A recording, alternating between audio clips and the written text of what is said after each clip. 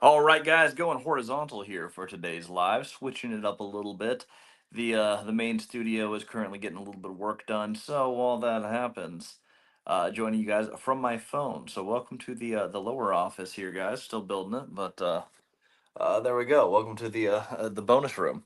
So on today's video, I'm going to talk about the 4 stages of actually building your rental business. And so if you are right now in the process of starting, you're trying to figure out, okay, where do I go to build my business starting from scratch? I think there's 4 main phases. Phase number 1, you have no money or little money.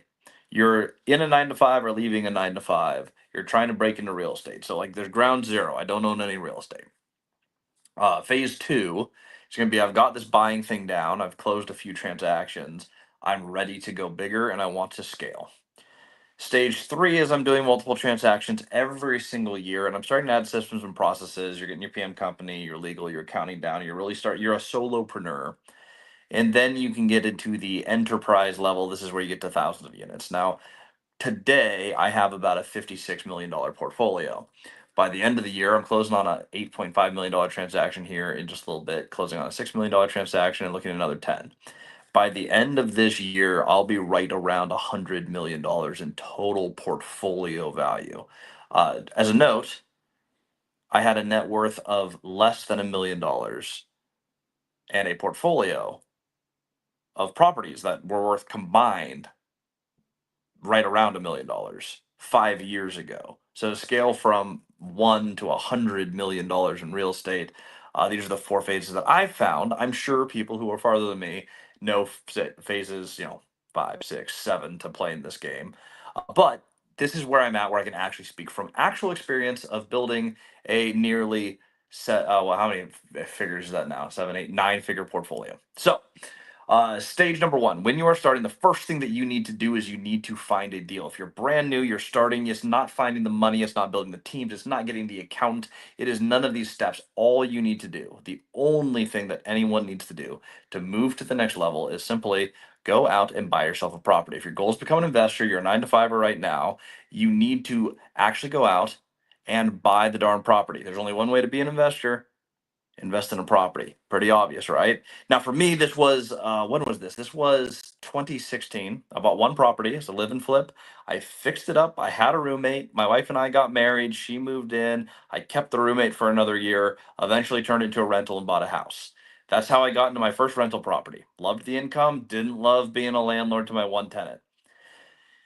Skip to the next phase. I buy one duplex. I buy a second duplex. So we start buying all these properties. You can copy this exactly, by the way. So you start buying all these properties, you get the rentals and go, okay, I did one FHA. So 3.5% down, closed on it. House hack. Awesome. Now we're at 3 total properties: my house, my rental duplex, my rental condo. Sell the condo, buy another duplex. Now we sell 3 properties, but 4 units. That is entering phase 2. I started doing some renovations. I got a contractor team. End of the year, I filed taxes for multiple companies. 2 properties were in an LLC. Now you're starting to get into, okay, we're getting systems and processes. You're not even a solopreneur yet. You're just a hobby investor here. You can be done at stage 2 if you want to buy a duplex, triplex, or fourplex every year for the next 10 years. You can absolutely retire on this. Phase 2 is the minimum that you need to reach financial freedom. So phase 1, just I'm brand new and I'm buying a deal. You still get ahead of a lot of people. Phase 2, very easy to do. I need to find in the billions of properties out there, I need to find one deal every single year and move forward. Now, if you don't know how to do this, regardless of the amount of money you have, you need to learn how to get creative. You can follow this channel for all the creative finance, the seller financing, the bank creative finance. You can go zero down. If you don't have money, don't let that be the block. I started this adventure with very close to $0. My first multifamily entering stage three, like a real multifamily property, seller finance 38 unit. You guys hear about it all the time on this channel. Then I bought a 6, 12, a 10, a 25, a 26, a 44. I closed on a 76 here today. We bought all over the place. You can do the same thing, but that's stage three. What do you need for stage three? One, you need to know how to get creative beyond the money you have. Two, you need to realize if I have a deal, I can find more capital. So I'm buying beyond the money that I have in my bank account right now. That's stage three. What systems do you need to succeed here? You need to have multiple good contractor teams to keep your properties maintained and potentially to do some renovation projects. That's where a lot of the money is for a newer investor. You need to take something that is not worth as much as it can be and get it worth absolutely as much as it can be. You can borrow against that, you could get liquidity out of that, but that's how you move forward and feed your business. You need a great property manager. I had to start my own property management company because I couldn't find one in my market. But that is something that you're going to need on the team. You're going to need a CPA, a really good one, because you don't want to get killed by taxes while you're making a lot of money in real estate. Trust me. I had 1 year where I thought I was going to pay zero in taxes. Turns out, paid 200,000 in taxes. You don't want to do it. What I want to point out is that if you're sitting here at phase one, we're going to get to phase four next. If you're sitting here at the beginning of phase one, you're like, I don't have any real estate, or I just bought my first rental property. If you are sitting right there, you do not need the perfect contractor, the best property manager. You don't need the biggest banking relationships. You don't need all the capital. You need to find a deal. That is all you need to do. In phase two, you don't need the best of all of these things. You can mostly self manage. You really don't need a very complicated CPA at all. You can still file your taxes like any other average person. It's right around the time that you're like, hey, I'm going to get over 30 units. I'm going to start building my portfolio and buying bigger multifamily. That is where we start getting feed. By the way, in the chat below, you guys are all welcome to ask questions. Coltix, yo, Zed, hello. Guys, this is how you play the game though. You can move into number three. Now is where you start building the teams. You get some strategic partnerships. You might have found someone who's helping you fund some deals you become closer with, and you might have some strategic partners along the way. You might have some general capital partners. In this phase, it's about getting excellent. You do not want to move from stage three to stage four too quickly. Now, the first thing that you're going to look at in stage three, you don't want to expand so fast you're going to implode. I see a lot of people do it. You all of a sudden get the skills to buy beyond your money. That means you can buy literally anything. You can negotiate. When you unlock this power, the tendency is to buy a lot of everything. I've had plenty of friends buy hotels, multifamily, office, retail. The market changes this much, and all of a sudden their cash flow goes from super positive to super negative. The whole ship tanks. They don't have the construction crews, the management crews, the accounting to handle it all. Do not scale yourself to death. There's no reason to drive that fast. This is the time where you really get good and nail the systems. You make sure that you've built a team of mostly third party contractors. You can now run the business just fine. Let's talk stage four. That is where I sat in stage three until I got to about 325 rental units. That was the sweet spot. To get to the next stage, here's what I've had to do. I've started two property management companies. I seller financed one to a great operator, and then I own my one and I'm scaling it down here in Texas. I have my renovation teams that I still use as a third party. They work very, very closely with me, and I'm large enough to be one of their main clients, so I get preferential terms, pricing, treatment. You build the business so it gets a little bit better. I have the lending connections. I have all these great things. Uh, but I get to a point where I can't be the CEO of multifamily strategy. I can't run the YouTube channel, the Instagram channel, buy the real estate, manage the real estate, hire I can't do everything all the time. So to scale beyond, and again, the bottleneck for me hit right around 300 rental properties. I can't be the CEO of every single division. Now you need to start relying on other people if you want to scale. If you want to retire there, I want to point out there is no lack of capital. You can make a ton of money getting to 300 rental properties. That is enough to retire on. If everything cash flows, you're doing so well.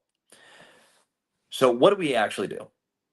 Stage four, my property management company, I'm looking to bring it on a strategic partner. We're looking at a merger with a more established firm while I have the business practices, the accounting, the strategy, the leasing, the advertising, I'm not as skilled as another property manager in my market who is there boots on ground all the time, who understands the market, the signage, which tenants go to which coffee shop. That level of detail is impossible for me to get into while running the rest of the business and the acquisition and the whole thing.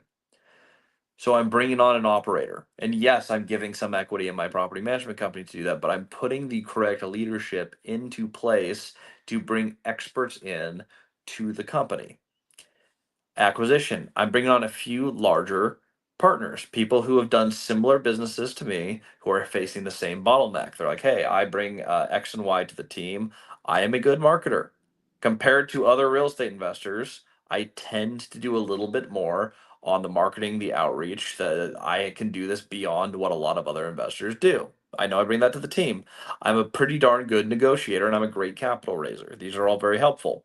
People who are stronger than I am or faster than I am in legal, in detailing, contract coordination, in different asset types. If I bring in people who specialize in affordable, I do a lot of affordable, but people who truly specialize, here's what happens. Caleb Hommel is an amazing deal finder. Him and I have partnered on a lot of stuff. We're looking at bringing in a third partner to the core holding company who brings a ton of legal experience. In fact, they happen to be a very well established lawyer who has an it's a larger portfolio than mine, but lower equity. They have a lot of syndication experience, so they have a lot of different deal structure experience. But bringing the lawyer onto the team, while it dilutes the equity, it allows us to go from 300 to several thousand units. I would rather personally have a third of 3,000 units than half of 300 units. I think that maths for me. There are many of you who have no interest in doing that business.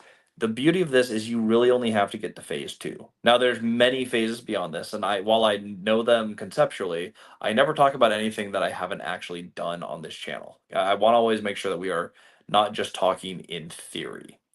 So, for what you want to do, know where you actually want to head. Don't build a business that's larger than you want to build. If your goal is just, hey, I want to get to $10,000 a month in financial freedom, awesome. You're going to do the beginning of stage three. You'll get big enough to do that, and you'll be just fine. It's very easy to do 4 transactions a year. Average deal size is 25 units. You can add 100 units to your portfolio every year for a sustained period of time. There's going to be a point where you're like, hey, I have way more money than I need. Awesome. Buy those on cash flow, increase your income. You're good to go. If your goal is, hey, I love building business, I want to scale as far as I can, you just keep playing the game as far as you want to. I am finding that it is more fun to work with other like minded people and to grow the business, to add employees. Today, we employ about 40 people.